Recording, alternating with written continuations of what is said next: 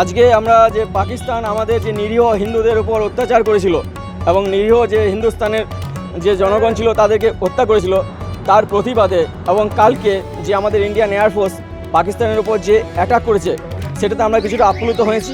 তার প্রতিবাদে দুর্গাপুর যে মেন রোড আছে পাকুড়তলা মোড় থেকে একদম রাজসব মোড় পর্যন্ত আমরা পাকিস্তানের পতাকা রাস্তার মধ্যে লাগিয়েছি এবং সেই পতাকাতে যুব সমাজ আবাল বৃদ্ধ বনিতা সকলেই সেই পতাকার উপর পা দিয়েছে, কেউ কেউ থুতু ফেলেছে।